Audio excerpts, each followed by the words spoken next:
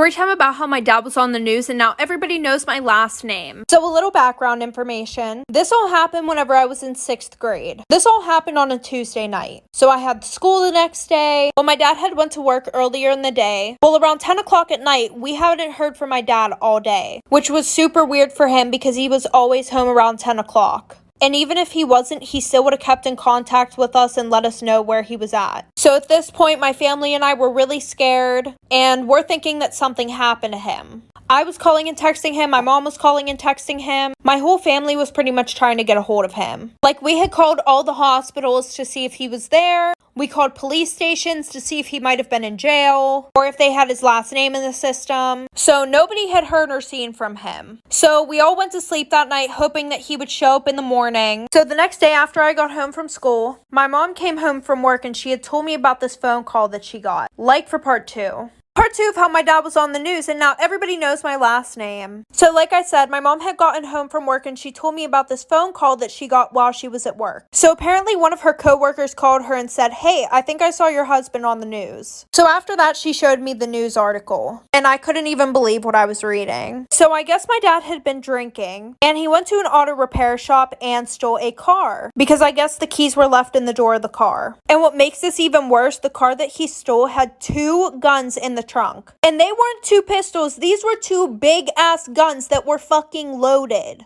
Oh wait, I forgot something. So before this, he had been at the strip club and somehow he ended up in pink lingerie. Guys, I cannot make this shit up. So he was driving around and he decided to park right in the middle of an intersection and it was literally causing a whole fucking scene. There were people with their kids worried as hell. So after that, a few people called the cops, like for part 3. Part 2 about how my dad was on the news and now everybody knows my last name. So like I said, my dad parked in the middle of an intersection and people were calling the cops. So when the police arrived, my dad was half passed out in the car. This happened in like the middle of broad day, like there's traffic everywhere. So when they finally get up to the car, my dad is literally slumped in the driver's seat. There was a bottle of whiskey in the door and it was completely empty. When they went to arrest him, he started resisting. He was screaming a bunch of profanities at them and started kicking them, threatening them with guns, which made the situation worse because my dad had no clue that there were any guns in the back of the car. So that just made the police think that they were his. So they take my dad to jail and he has like 7 charges against him. But we were happy because we knew where he was. Well, the worst part is, so the next day when I went to school, people were coming up to me asking if that was my dad on the news. Some people were even making fun of me because of what he did.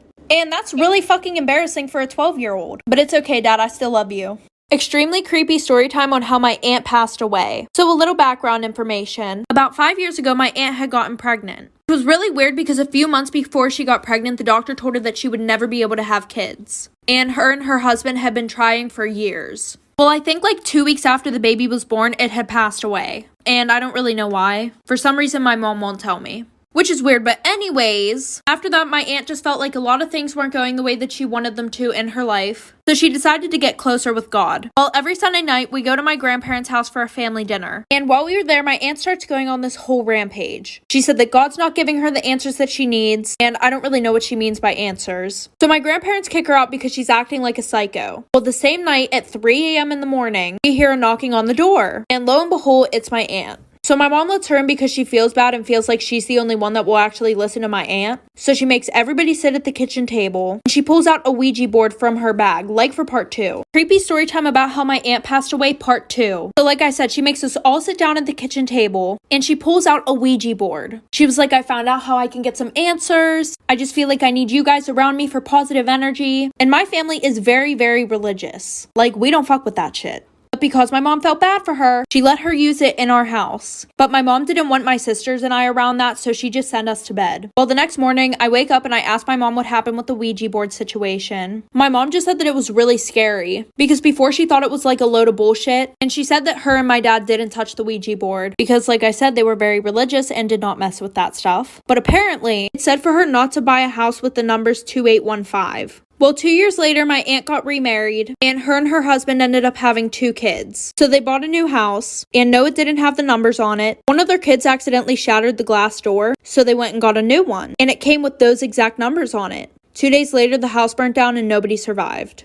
Storytime about how I was groomed for almost 2 years and didn't even know it. So a little background information. When I was 15, my house burnt down, and I went into a little bit of a depression. So after losing everything, my 6 siblings and I had to move into a 3-bedroom place with my grandparents. And a month or so later, I was looking for friends. Someone to talk to or pretty much anything that would just make me feel better. Well, this guy messaged me, and he said, "You're pretty as shit." And I'm 15, so a bitch was excited. Well, 2 weeks later, I asked my mom if I could go over my friend Samantha's. And of course she said yes, because I had stayed with Samantha a lot during this time. Also because there was barely room for any of us in this 3-bedroom house. So a little background information on my parents. My mom had been a police officer for 12 years. Sadly, she had to retire because of a neck surgery. My ex-stepdad was and still is a police officer today. Anyway, so my mom asked for pictures whenever I went over Samantha's to make sure I was really there. Like for part 2. Storytime about how I was groomed for almost 2 years and didn't even know. So like I said, my mom used to ask for pictures to make sure that I was really at Samantha's house. Well, Samantha lived about 10 minutes away from the guy that I was talking to. Every time that I went to her house, I would leave at about 8 p.m. and go over to his house. And he was 26 years old. And obviously I knew my parents would freak the fuck out if they found out. And we had planned to keep this a secret until I turned 18. So that way my parents couldn't tell me that I wasn't allowed to be with him. So flash forward to about 3 days before I turned 18. My mom comes into my work. She walks up to me, shows me a picture of him, and says, "Who the hell is this?" So of course I say I have no idea who the hell she's talking about. She said okay and then left. Well, as soon as I got home, her and my dad were sitting in the living room, waiting for me to explain who that man was. So I told them everything. They decided not to take legal action, but my mom explained to me that I was so young and he took advantage of me and stuff like that, so I never saw him again. Story time about why I beat up my best friend. So a little background information. Her and I had been best friends since we were in 7th grade. Her family was rich, mine was poor, and at first she was a really good friend. She was always there for me whenever I needed her, until our freshman year of high school, which is when her and I started hanging out with boys. Now, my mom was kind of strict. She wouldn't really let me hang out with boys, but her mom was more lenient about her hanging out with boys. Every weekend, she would throw a party at her house, and she would throw them in her attic because 1, it was huge, and 2, her parents didn't give a fuck what she did up there. Anyways, she would always offer to do my hair and makeup before the party started, which always made me really excited because I never really put any work into my physical appearance. Well, little did I know, the only reason why she would offer to do my hair and makeup at these parties was so that way she could make me look like shit in front of all the boys. So after that, I taught myself how to do my own makeup and do my own hair, like for part 2. Part 2 about why I beat up my best friend. So like I said, I learned how to do my hair and makeup, and she went on vacation for like a month straight. Well, when she came home, she threw another party, and she was like, "Don't worry, after I'm done getting ready, I'll do your makeup and do your hair." And I was like, "No, it's fine, I got it." She literally looks at me and she goes, "Are you sure? You don't really know how to do that. Like, it'll probably look really bad." And I'm like, "Why the fuck would you say that?" She goes, "No, like, I don't mean it to be rude. It's just that, like, I want you to look good in front of the boys and stuff like that." Like, sis tried to talk me into getting a shower for a full, like, 20 minutes. So after that, the whole night, she's literally being a pick-me girl. She's making all these comments about me in front of the boys, and I just keep brushing them off until her next party. We got ready, and I put on these expensive shoes that I had just bought, and she goes, "Wow, you just like really like to copy my style, don't you?" So she starts making comments that whole night about how my family's poor and stuff like that, and she threw up all over my shoes. So I dumped the trash can that everybody had threw up in that night on her, punched her in the face, but like 2 months later, she came to my house and apologized. Story time about how I was dating the school shooter. Yeah. So a little background information. I was a sophomore whenever this all happened, and it was around October. Well, the one day I was sitting at lunch with my group of friends. We're all sitting there having a good time when one of my friends dares me to go over and sit with this one kid. And he was sitting alone. He was kind of shy. And of course I did because they had offered me $10, guys. Can't beat that. So I go over there, we start talking, and I realize that he's actually really nice. And he's really hot. I never really saw what he looked like because he was always wearing hoodies during school. Anyways, we started hanging out more, and eventually he said that he liked me and we started dating. The relationship seemed pretty perfect. Well, 6 months in, I think he started to trust me more, because he had told me about this one group of girls that he absolutely hated. This group of girls just happened to be my friends. I didn't tell him that I was friends with these girls because they were considered controversial, like for part 2. Part 2 about how I was dating the school shooter. Like I said, I had never told him that I was friends with these girls because they were controversial, but he would go on for hours about how much he hated these girls. He went as far to say that he wanted to kill them. I didn't think anything of it at first, because him and I had more of a sarcastic sense of humor, but he started to sound more and more serious every time that he would talk about it. Well, after us dating for 10 months, he calls me the one night, and he starts telling me about how he's going to shoot up the school.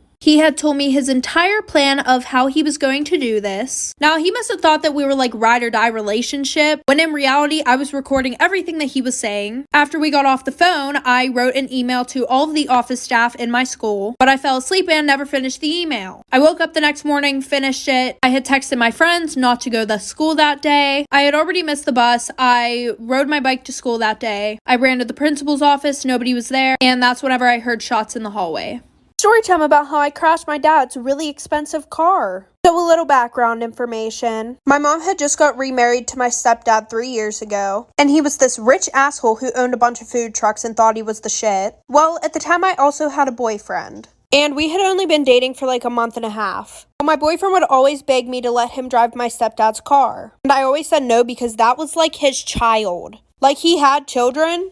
He could care less about them. His car was more important. Anyway, so the one weekend my parents are out of town, and one of my friends was throwing a graduation party. So that whole day my boyfriend was trying to talk me into taking the car, and I already knew where my stepdad hid the keys. So I just decided I wouldn't drink that night and I would just take the car. He kept asking me if he could drive, but clearly I said no, because this kid literally told me that he crashed the first 2 cars that he had. So we get to the party, we're having a good time, and one of my friends tells me that everybody's taking pictures with my car outside. Like for part 2. Part 2 about how I crashed my dad's very expensive car. So like I said, everybody's taking pictures of the car, but I decided to let it go at first. I mean, there was one point where I went outside just so that way I could kind of let everybody know, hey, you're taking pictures with my car. Well, half an hour later, my boyfriend and I decided to leave, and he's obliterated. Like, we probably got 50 feet from her house, and then I had to stop the car so that way he could get out and throw up in somebody's yard. Anyway, so he gets in the car, we're on the way back to my house, and my house was like a 20-minute drive away. Well, we were 5 minutes from my house. At this one intersection, I get a green light and I go to make a right, and I accidentally hit a car turning out of the bar parking lot. So I'm literally freaking the fuck out. And my boyfriend's in the seat next to me crying for some reason. So the guy in the other car calls the cops. The cops show up, they call my stepdad and my mom. My boyfriend went to the hospital, he had alcohol poisoning. Well, my boyfriend told his mom that it was all my fault and I'm grounded for 6 months. Story time about how my best friend got with my boyfriend. Whenever I was in 6th grade, my mom had put me in this summer camp. And that's where I met my best friend, Jenna. Well, any boys that I liked at summer camp, Jenna would try and go after them. So fast forward, Jenna and I never went to the same school, which was so nice because I could literally tell her about any guy that I liked and she would not know who the hell it was. Okay guys, real quick before we continue with this story time. Today's story time is sponsored by my favorite investing app called Public.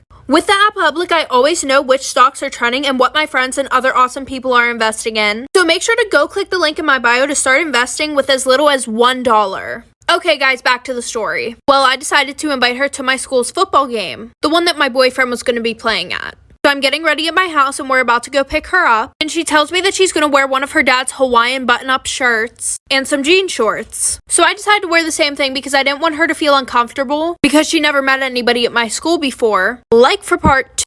Story time about how my best friend got with my boyfriend part 2. Real quick, sorry this part is really late. TikTok would not let me post this video at all. So I pick her up and she's wearing a completely different outfit than what she told me she was wearing. And the whole time we were at the game, she was bothering me about who my boyfriend was. And because I knew she was a hoe, I definitely did not tell her who it was. Well, the one week I couldn't make it to one of my boyfriend's football games, and Jenna just decided to show up to my school's football games even though she didn't even fucking go there. Well, the one night she met my boyfriend. She texted me about it that night saying, oh, he's super cute, da-da-da-da-da. I asked my boyfriend what he thought of her, and he said that she was weird and she was hitting on all of his friends. So I thought I didn't have to worry about them getting together, right? Wrong. He had invited me to this party and said that I could bring her, so I decided why not give her the benefit of the doubt. Jenna and I had planned on leaving that night because my mom couldn't pick us up in the morning. Well, Jenna ended up spending the night, and I went back there in the morning, and there were hickeys all over my boyfriend's neck. Story time about how my neighbor killed my dog. So So a little background information. When I was about 3 years old, my parents got me a German Shepherd. And my neighbors who lived next to us absolutely loved our dog. And so did their kids. Like, their dad literally put a doggy door in the fence, so that way our dog could go back and forth from our house to his house. Well, when I was about 8 years old, my neighbors decided to sell their house. So he told us that he had to take out the doggy door because the people that were buying his house hated animals. Well, the people who had just bought his house, they ended up moving in before he could take out the doggy door. So our new neighbors asked us if we could put like a piece of plywood in front of the door so that way our dog couldn't get through. And they said that they would do the same to their side of the fence. So my dad said, yeah, he put a piece of plywood in front of there. Well, my dog, Gabe, the one night that my brother let him out, he ended up getting the plywood off of the doggy door. Well, my brother literally had to crawl through the doggy door to get the dog before one of them saw him in the yard. Part 2 about how my neighbors killed my dog. So like I said, my brother let the dog out, and my dog got the piece of plywood off of the door. And my brother had to crawl through the doggy door to get my dog out of our neighbor's yard, so that way our neighbors wouldn't wake up and know that he got through. But whenever my brother went to go get Gabe, he realized that my neighbors didn't even have a piece of plywood on their side of the fence or anything. So my brother told my dad, and my dad went over there the next day to talk to them. And he pretty much said, I'm not going to have a piece of fucking plywood on my side of the fence if you're not going to be doing anything on yours to prevent my dog from going into your yard. And they were like, oh, well, your old neighbors never took out the doggy door. And my dad was like, that's not our fucking fault. Well, then our new neighbors said, if your dog all of a sudden becomes sick or just does not come back, don't be surprised. My dad decided to replace the door himself. Well, once Gabe realized that the doggy door was gone, when we would let him outside, he would literally just sit there and bark at the fence. Well, 2 weeks later, Gabe ended up passing away, and we found out it's because our neighbors were giving him rat poison. Story time about my psychotic best friend. So we're gonna call this girl Gia. So a little background information. This all happened whenever I was in 9th grade. I saw Gia sitting at this lunch table alone, and I invited her to come sit with my friends and I. And after talking to her, I found out that she was a new student and she didn't have any friends. So her and I started hanging out, and we became really close. Like, she would come over my house 24/7. Well, my older sister was a grade above us, and she would act really weird around her. And by weird, I mean like she would always make fun of me in front of my sister, and weirdly enough, try to cause problems between us. My sister didn't really like her. She thought that she was weird, but because she was my friend, she was being super nice to her. Well, like a month later, she started trying to become best friends with my sister. Like, any conversation she would have, I would be like, oh, do you want to come over? She would be like, no, sorry, I'm hanging out with your sister today. And I would go home and I would be like, hey, are you hanging out with Gia today? And my sister would be like, what the hell are you talking about? Like, for part 2. Part 2 about my psychotic best friend. So like I said, my sister was like, no, what are you talking about? So at this point, I'm thinking, oh, this girl's really weird. But it gets even worse. She comes over my house one day to hang out with me and goes in my sister's room the whole time. My sister dyed her hair black, so what does she do? She dyes her hair black too. The obsession was like really fucking weird. Anyway, so the one night that Gia's over, yes, I still had her over after this because I didn't think it was really weird at the time. My sister had her boyfriend over, and they were in the living room watching a movie, and the whole time Gia is begging me to go in the living room and watch the movie with them. So I'm like, fine, whatever, we'll do that. We go into the living room, we all sit on the couch, and my couch is kind of small, so like we all had to squish. So she sits her ass right next to my sister's boyfriend. Well, my sister's boyfriend got up and started freaking the fuck out. Well, turns out that Gia was trying to touch him under the blanket. So I told her to leave. Next day, I got a whole paragraph of her saying that she just wanted to be like my sister because she never had an older sister. Story time about how my husband accidentally told me that he was cheating on me. So just some background information. My husband and I got engaged 2 years ago. And this whole situation happened a month after we got married.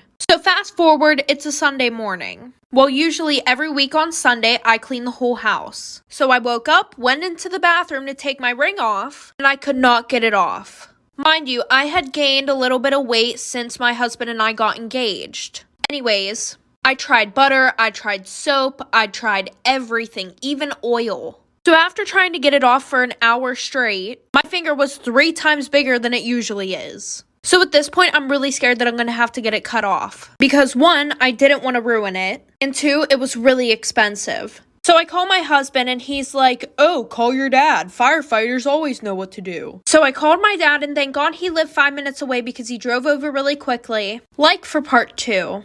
Part 2 of how my husband accidentally told me that he was cheating on me. So like I said, my dad lived 5 minutes away, so he just rushed over to my house. And we tried a few more things to get it off. We tried Windex, we tried the dental floss, none of it was working. So my dad told me that we were going to have to cut it off with pliers. So he comes over with the pliers, cuts the ring off. Well, a few days later, I had taken it to the same place that we got it to get the band fixed. Or replaced. While I was there, I decided to get it appraised, just for insurance reasons. So a few days later, I go and pick up my ring, and when I get home, I look at the appraisal. It was not the same one that I had picked out in the store. It looked exactly like it, but there was like a $20,000 price difference. So right now, I'm like, what the fuck? I'm not mad about the money part. I'm more mad that my husband lied to me. I was more upset about the fact that he had lied to me. So I had made dinner reservations for the next night, so that way I could hopefully bring up the conversation about it, like for part 3. Part 3 of how my husband accidentally told me that he was cheating on me. So like I said, I had made reservations for him and I to go out to dinner so that way I could hopefully spark up the conversation about it. So when we finally sat down, I had started up the conversation. I had told him that when I took my ring in to get it fixed, I also got it appraised. And his face immediately changed after that, but he wasn't saying anything. He was like, oh, okay, how did that go? So at this point, I was tired of beating around the bush, and I was like, why wouldn't you just tell me if we were having money troubles? And he was like, what do you mean? We're not having any money troubles. I'm fine. One thing about my husband is that he is very wealthy, and he takes pride in the fact that he is very wealthy. So obviously, me right there kind of questioning his wealth, he fucked up and told me the truth. He was like, well, I'm going to be honest with you. I accidentally gave the ring that I was supposed to give you to a girl I was seeing at the time, and I just never got around to replacing yours. So fast forward to present day, I am currently moving all of my stuff out of our house and filing for divorce. Crazy story time about the girl that my dad was having an affair with. So a little background information. My mom and my dad had been married for 10 years, and they had 3 children. Me, who's the oldest, I'm 16, and then my 2 younger sisters. Well, since I was 12 years old, I've lived with my grandma because of some personal issues that went on at home. Well, because I lived with my grandma, I barely ever saw my family, because she lived like an hour away.